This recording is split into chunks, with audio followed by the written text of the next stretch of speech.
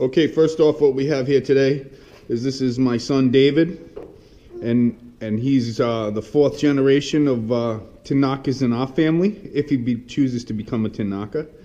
But he wants to be a race car driver. So in a few years, we're gonna go racing when he gets a little bit older. But today we're gonna make this fitting that got texted into us last night on Saturday. It's Sunday morning. We're supposed to go to a birthday party, and we got a few hours before we have to be there. So Dad said, let's go make an elbow, and Davey agreed and said, let's do this. Right? Okay. So what we have here is the customer call texted in a picture. He wanted it 14 by 23 by 8 by 20. He wanted 23, but I changed it to 24 because the filter size is common. So it's going to be 8 by 24, piece of duck, 46 inches long, because you got a 1-inch flange and 1 inch coming into the slip on this part. This piece is going to be 36 inches. Actually, it's going to be cut 37 because you got a piece go 1 inch coming in. You're going to lose, and then the filter will be right here. We're going to pause it a couple of times as we're making it, because you don't need to see all the stuff that we need to do. Okay, so what we have is marked out here. We're marking out the elbow. All right, so we have 14 at the bottom side of the elbow. So we're going to go 14 and a half because a quarter on each.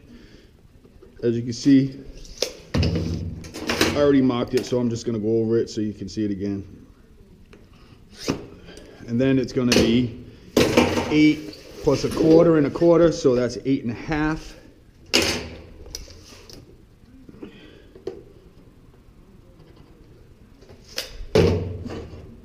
And we'll square that up. So then you get the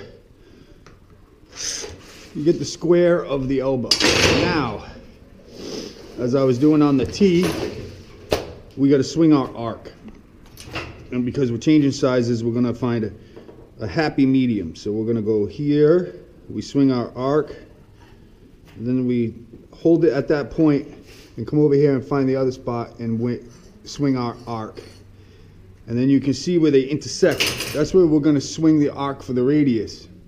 I'm just going to mark it right now so that you can see it, because in the metal you can't see it that well. So I'm going to swing my arc now. Okay, and I'm going to cut it out. And obviously, like I said, next step, once you got one made, you can just trace it and go from there. I like using snips. A lot of people ask me, I can't believe you use snips. But personally, I like to cut this radius with a snip.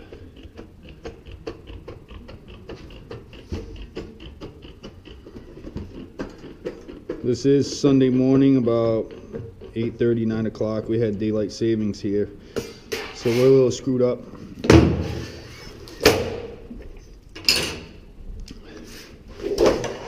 Davey, can you give me those notches, the black handles on the table over there? Yep, those are them. What a good helper.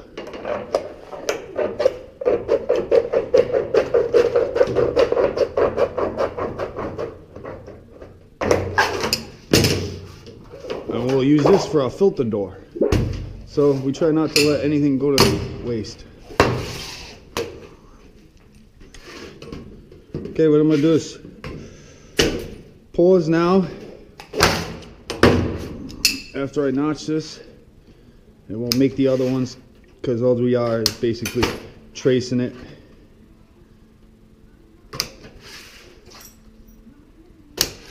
And then I'll show you how we're going to do the filter door after. We'll get this traced. Okay, what I'm going to do now is put our quarter on the radius pot, because we already made a template from the other one over there.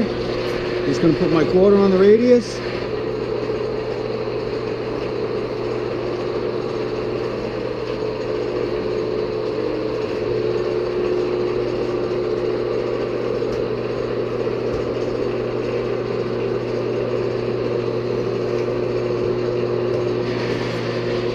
I'm gonna run it through again. It looks pretty good, but I'm gonna run it through again just to smooth it out.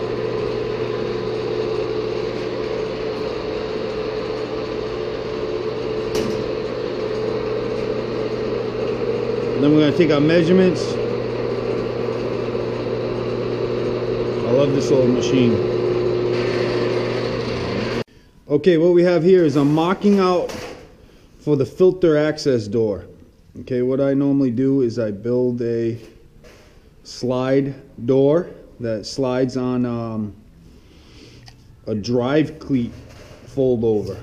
You'll see it when I start making it, but this is marked out. We're going to leave a 2-inch space in between, but there'll be an inch filter in there. This is a very small unit that the customer has, and he's going to have a 24 by 14 filter. So what I'm going to do is I trace it out, and I'll show you, I'll cut it right now so you can see what we're going to do is we cut this right here, and then when we put everything together, we just space this out.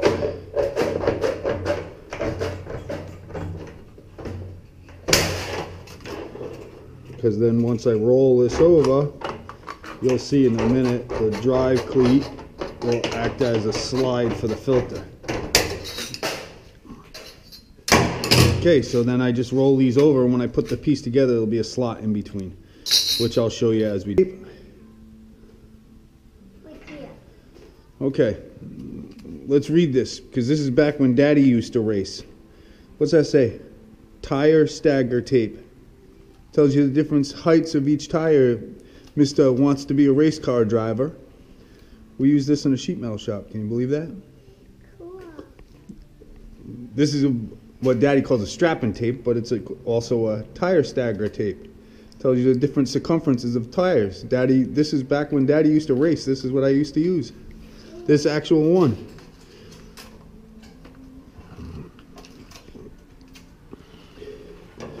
All right, so we got 48 3/4, 49 3/4, 50 3/4, 50 3/4. Okay, Davey, so you're gonna help me finish this off. What we're gonna do is we're putting this is the access for the filter right here. Okay, I need you to help me bend this over. Okay. We're going to be careful here because we don't want to mess this up, okay? But then we're going to bend this over, and then we'll make a little track for here, and that'll be it. The elbow will be done, or the return drop, whatever you want to call it. All right? Okay, so right here, nice and carefully, without hitting Daddy's hand, bend that over. Go ahead. Remember what Daddy told you? Further down the hammer so you don't hit your hands. Slide. There you go.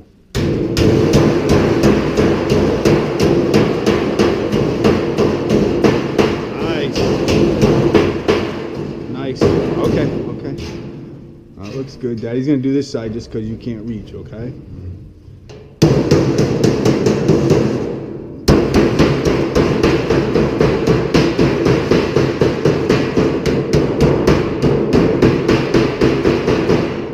See, our filter track piece is going to slide in here to cover our filter, right? So we got to make sure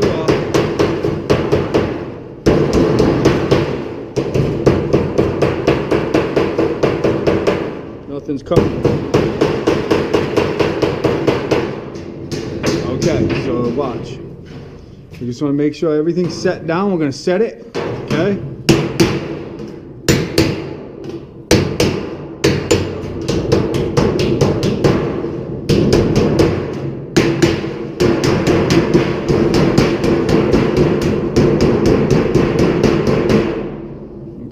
Pretty good. Now this is where, see how we got to get this, because that's where that slides, right? So we got to get this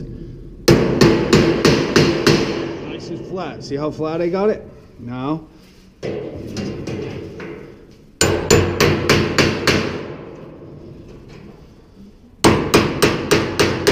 careful, run your fingers on that, it's still sharp, okay?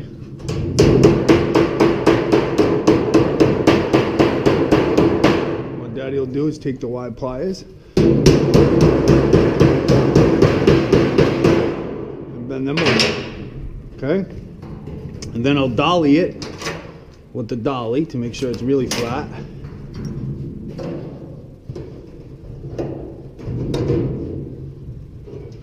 So now, what, buddy? We're gonna do that with the hammer, the electric hammer. See the electric hammer? All right, and then when this is done, we just gotta go, we'll put our door that slides on here, and then the filter slides in and out of here. So pretty much, I'll show you what I did is I turned a drive cleat on both sides so you can access the filter here. And what I did is I did a heavy cross break, because you'll see once I pop rivet it, I'm going to flatten these out the best I can. But that pulls the pop rivet away from the filter so it don't hang up all the time when you slide it in. And then I did a drive cleat here so it slides on the frame. And then we're just going to put the handle on now and go from there. Okay, Davey, where's that pop rivet?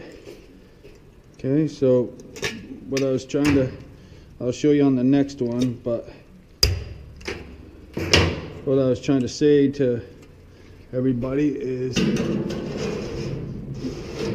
I just use a zip screw to drill the hole. 1/2-inch zip screw. It's just a normal 1/2-inch zip screw, and what it does,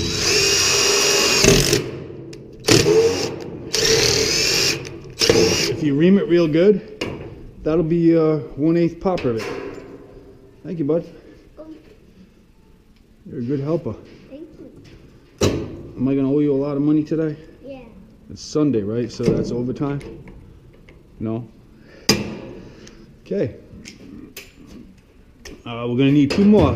Bullet me 1 more time in there. Okay? Daddy will put 2 more holes. And then we'll just turn it over. Can I put one in here? Nope, nope. Okay. That's to hold the bigger pop rivets, different type of pop rivet, big one. I like they asking questions though, that's cool, bud.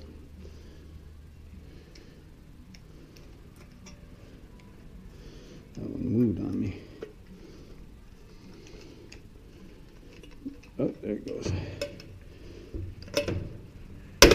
There's one. Give me a bullet that one, buddy.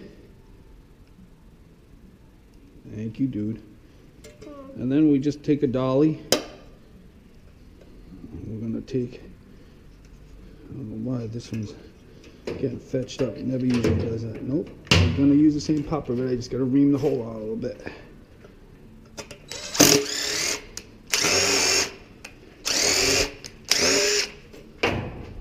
There it goes. Now it'll go. Look at that.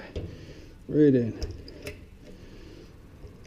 And then what we do, David, just so we don't, for extra insurance so it doesn't catch on the pop rivets, we'll take our dolly, right, and we'll peen over the pop rivet.